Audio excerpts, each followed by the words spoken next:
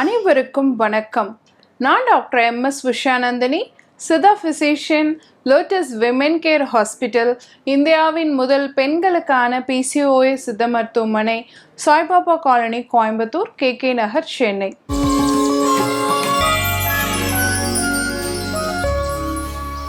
இனியவை இந்த நிகழ்ச்சியில் தொடர்ந்து நம்ம பெண்கள் சார்ந்த பல ஆரோக்கிய குறிப்புகளை பார்த்துட்டு வரங்க.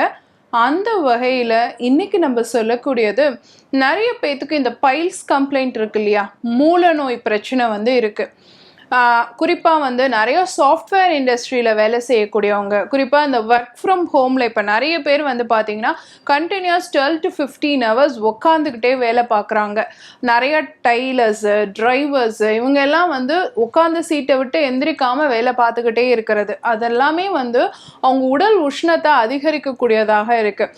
ஒரு பைல்ஸ் வந்துடுது, அதுக்காக போய் ஒரு ட்ரீட்மெண்ட் எடுக்கிறோம், திரும்பியும் நம்ம அதே வேலையை தானே செய்கிறோம். அப்போ திரும்பியும் அந்த உடற்சூடு அதிகரித்து அதே மாதிரி ஒரு பைல்ஸ் திரும்ப உருவாக ஆரம்பிக்குது. ஸோ இந்த மூல நோய் அப்படிங்கிறது கண்டிப்பாக உணவு முறை மாற்றம் நம்ம கொண்டு வர வேண்டியது ரொம்ப ரொம்ப முக்கியம். அப்போது இந்த பைல்ஸ் பிரச்சனை திரும்ப திரும்ப வராமல் இருக்கிறதுக்கு உங்களுடைய உணவில் நீங்கள் கட்டாயம் சேர்க்க வேண்டிய விஷயங்கள்லாம் என்ன அப்படிங்கிறத தான் இன்னைக்கு நம்ம பார்க்க போகிறோம்.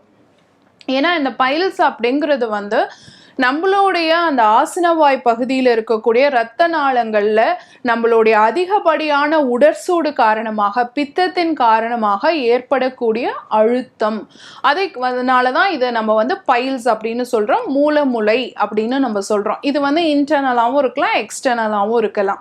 அப்போது இதை கட்டுப்படுத்துறதுக்கு ஒரு 5 வீட்டு குறிப்புகள் உங்கள் வீட்டில் இருந்தபடியே நீங்கள் செய்ய முடியும். அப்பப்போ இதை நீங்கள் பண்ணிக்கிட்டீங்கன்னா போதும், உங்கள் உடற்சூடு கட்டுப்பாட்டில் இருக்கும். அப்போ திரும்ப நம்ம இந்த பிரச்சனையை வராமல் நம்மளால தடுக்க முடியும்.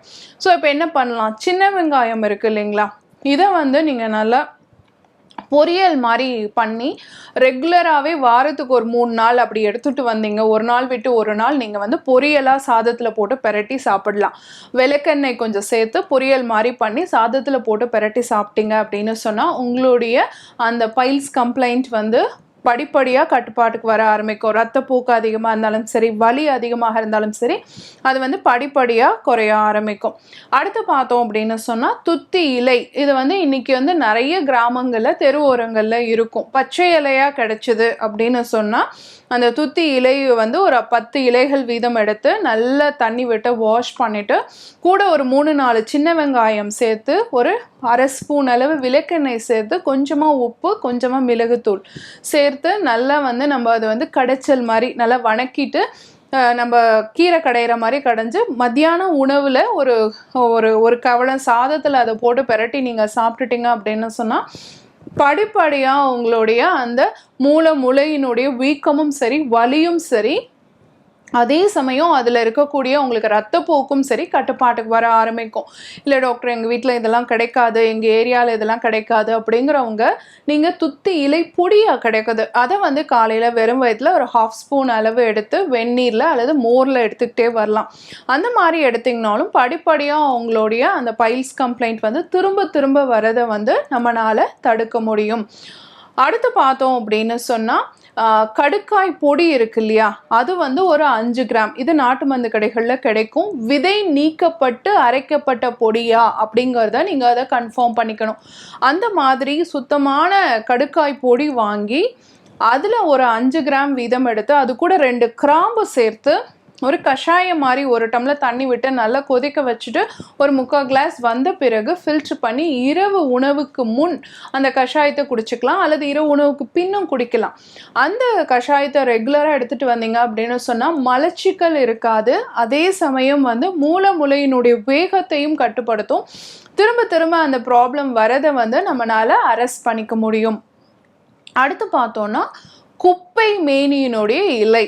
சாதாரணமாக எந்த பிரச்சனைக்குமே பார்த்தீங்கன்னா, சளி பிரச்சனையிலேருந்து, குடல் பிரச்சனையிலேருந்து, ஹார்மோன் பிரச்சனையிலேருந்து குப்பை மேனி ஒரு நல்ல மருந்து. அதுக்கு பேரு தான் குப்பை. ஆனா அது வந்து பாத்தீங்கன்னா தங்கத்தை விட அதிகப்படியான மதிப்புடைய ஒரு மூலிகையாக நம்ம கன்சிடர் பண்ணணும். அந்த குப்பை மேனியோடைய பொடியை வந்து டெய்லி ஒரு 1/2 ஸ்பூன் அளவு 2 சிட்டிகை மிளகுத்தூளோடு சேர்த்து நீங்க வந்து வெந்நீர்ல பெப்பர் பவுடரோட சேர்த்து வெந்நீர்ல கலந்து எடுத்துட்டு வந்தீங்க அப்படின்னு சொன்னா படிப்படியா உங்க குடல் சுத்தம் வந்து நல்லபடியா இருக்கும். அப்போ பழைய மலம் குடல்ல தங்கலைனாலே நம்ம உடல்ல வாதம் அதிகரிக்காது. வாதம் அதிகரிக்கலனாலே பைல்ஸ் கம்ப்ளைண்ட் அதிகரிக்காது. அப்போ ரெகுலராகவே வந்து குப்பைமேனி பொடி வந்து நம்ம எடுத்துக்கிறது ஒரு 48 நாள் போல எடுத்துக்கிட்டோம்னா படிப்படியாக இந்த மூளை பிரச்சனை வந்து கட்டுப்பாட்டுக்கு வர ஆரம்பிக்கும். அடுத்து பார்த்தோம் அப்படின்னு சொன்னால் வேப்பங்கொட்டை இருக்கு இல்லைங்களா, அதனுடைய சூரணம், அதனுடைய பொடி நம்ம வீட்டில் கிடைக்கலன்னா கூட நம்ம வந்து நாட்டு மருந்து கடைகளில் வேப்ப கொட்டைகள் கிடைக்கும். அதை வாங்கிட்டு வந்து இடிச்சிங்கன்னா அந்த தோல் வந்து மேலே இருக்க தோல் வந்து போயிடும். உள்ளே வந்து பருப்பு மாதிரி இருக்கு இல்லையா, அதை நீங்கள் பொடி பண்ணி வச்சுக்கிட்டு ஒரு 1 கிராம் அளவு மட்டும் காலை மாலை உணவுக்கு முன் வெந்நீரில் தொடர்ச்சியாக ஒரு 10 days போல் எடுத்து பாருங்கள். கண்டிப்பாக உங்கள் பைல்ஸ் ப்ராப்ளம் வந்து படிப்படியாக கட்டுப்பாட்டுக்கு வர ஆரம்பிக்கும். ஸோ இப்போ நான் சொன்ன 5 குறிப்புகள் இருக்கு இல்லையா, இதில் உங்களுக்கு வந்து எல்லாத்தையுமே நீங்கள் ஃபாலோ பண்ணணும்னு இல்லை. உங்களுக்கு எது தோதுவாக இருக்கோ, உங்களால் எதை ஃபாலோ பண்ண முடியுமோ அதை கரெக்டாக ஃபாலோ பண்ணுங்கள். யாருக்கெல்லாம் பைல்ஸ் கம்ப்ளைண்ட் இருக்கோ அவங்க கண்டிப்பாக வாரத்துக்கு 2 நாள் வந்து நல்லெண்ணெய் குளியல் அப்படிங்கிறது ரொம்ப ரொம்ப முக்கியம்.